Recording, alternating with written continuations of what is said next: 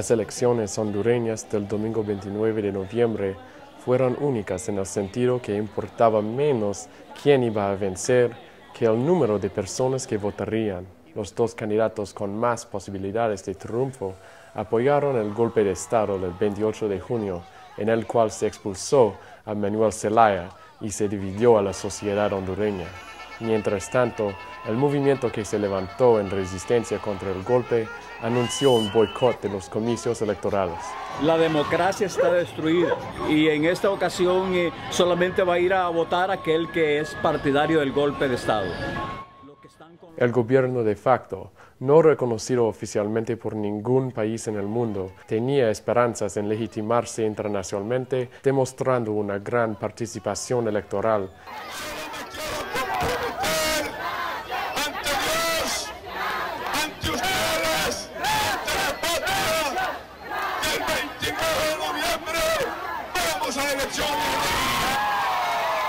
Y enmarcarlo como un referéndum sobre la aceptación del golpe. Intentaron aumentar la participación electoral reprimiendo el movimiento pro-abstencionismo, llevando a cabo acciones como la interrupción de los medios de comunicación antigolpistas, arremetiendo violentamente contra marchas pacíficas y amenazando a cualquier persona que se pronunciara en contra de las elecciones, con cargos de terrorismo. Cuando el ganador de las elecciones, el líder del Partido Nacional, Pepe Lobo, dio su discurso de la victoria, expresó la importancia del nivel de participación de los votantes. Gracias también a los miembros de otros partidos, porque con sus votos legitiman y dan valor a esta elección.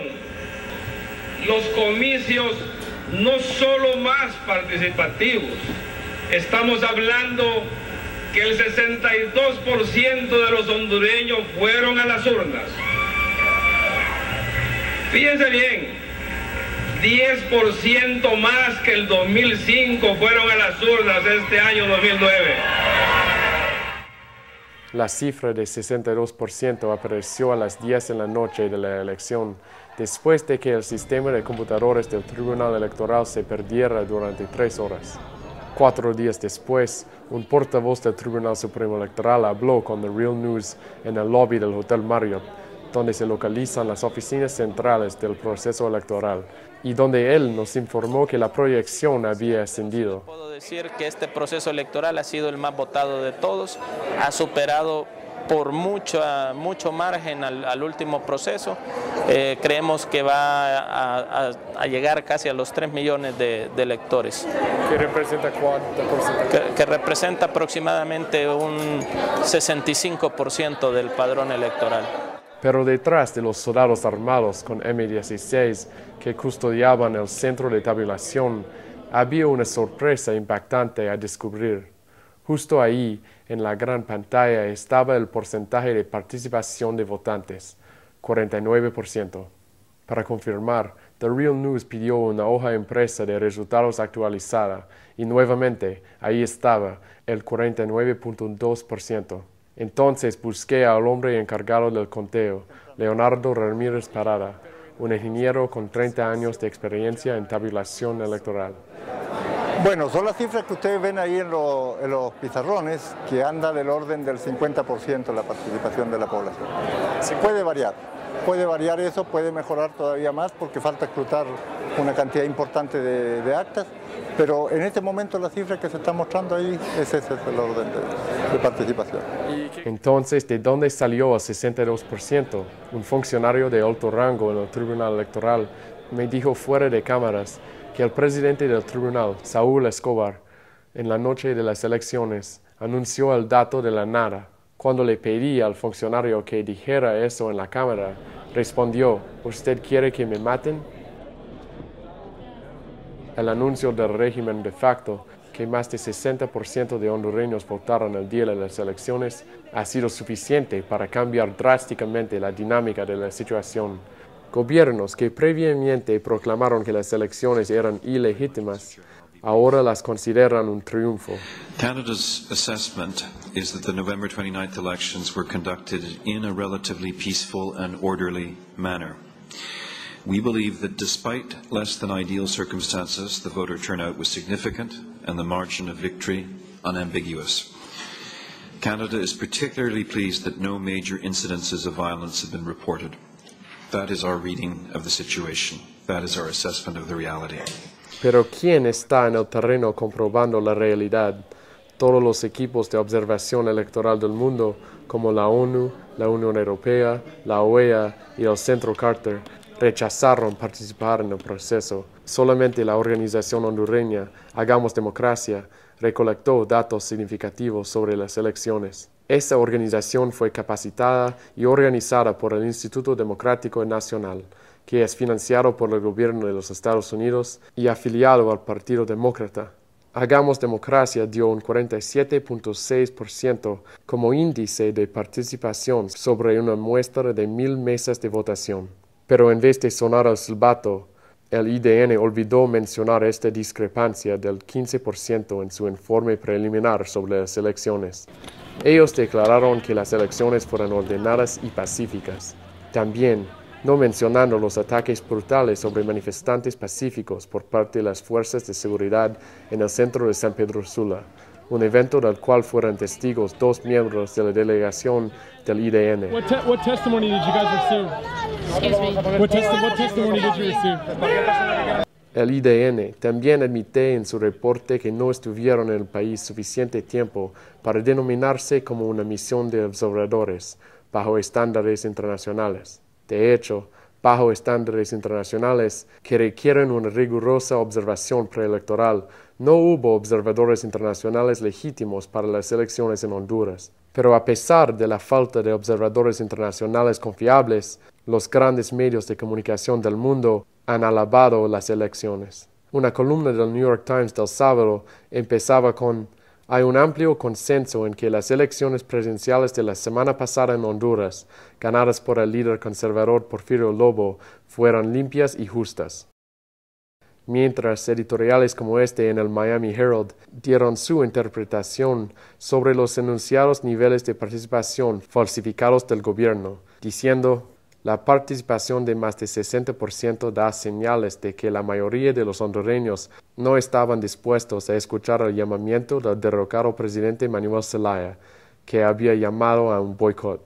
Eso, junto con la ausencia de irregularidades en las urnas y de una atmósfera generalmente pacífica en todo el país, contribuye al caso de que los resultados de la elección deban ser respetados por otros países.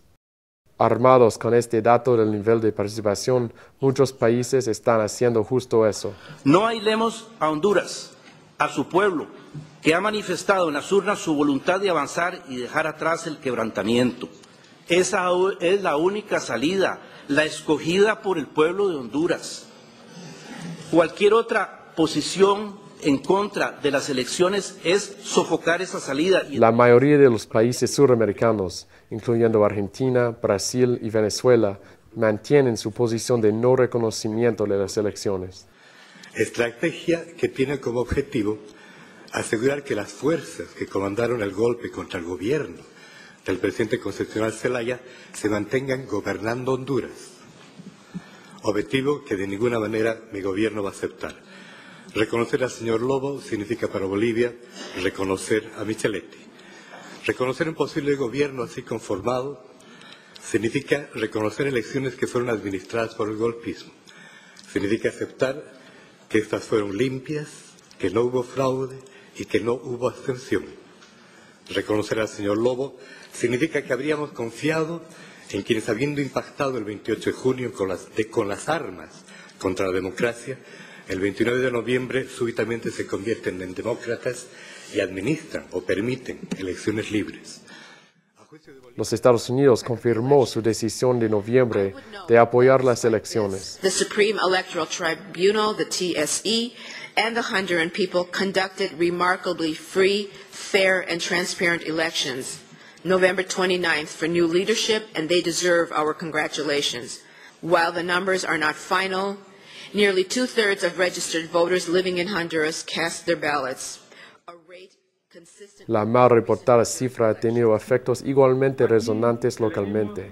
Cuando el Congreso Nacional votó por una mayoría abrumadora el miércoles, 3 días después de las elecciones para no restituir al presidente Zelaya para ejercer funciones durante los 2 últimos meses de su mandato. Muchos miembros del Congreso se refirieron a las cifras de participación a manera de validar su apoyo al golpe. Nos sentimos muy orgullosos de que estas elecciones se realizaron de una manera masiva. Por primera vez me tardé casi 2 horas en votar por la cantidad de gente que había. Y eso solo se debe a que el pueblo quería mandarle un mensaje al mundo.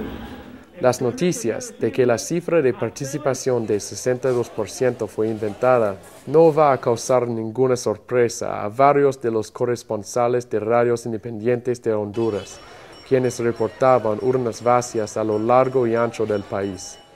Una vez cerradas las urnas, The Real News visitó uno de los más grandes centros de votación en San Pedro Sula. Ni un solo observador electoral estuvo presente en ninguno de los 21 meses electorales, mientras los votos eran contados, y los representantes de mesas reportaban muy bajos niveles de participación. ¿Te votó en esta urna? 105 personas votaron. ¿Y sobre cuánto registrado? 340.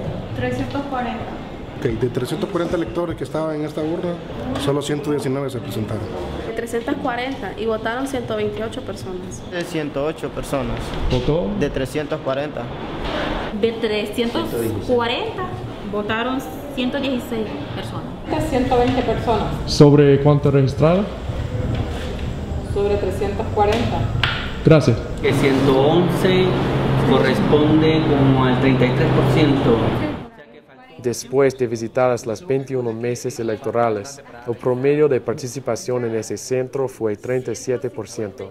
Al día siguiente, los principales diarios informaban que los residentes de San Pedro Sula inundaron las urnas.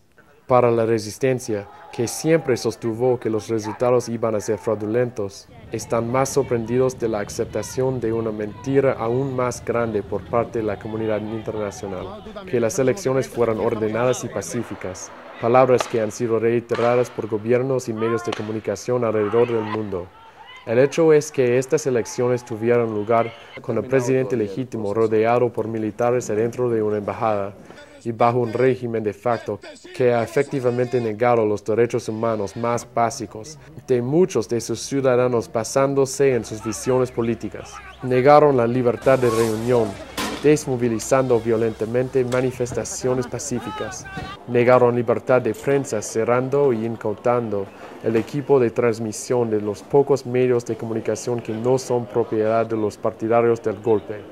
Negaron libertad de expresión, arrestando gente por el contenido de sus palabras, y crearon una cultura de miedo a través de la tortura y asesinando a los dirigentes que están en contra del golpe. Una cultura que se ha gravemente agudizado en los días previos a las elecciones, cuando los militares enviaron una carta a todos los alcaldes del país pidiendo nombres e información de contacto de todos los miembros de la resistencia en sus municipalidades. Después, convocando a reservistas militares para el día de las elecciones, los hechos dicen que estas elecciones no fueron ni limpias ni pacíficas. Reportando desde Tegucigalpa, Honduras, para The Real News, soy Jesse Freeston.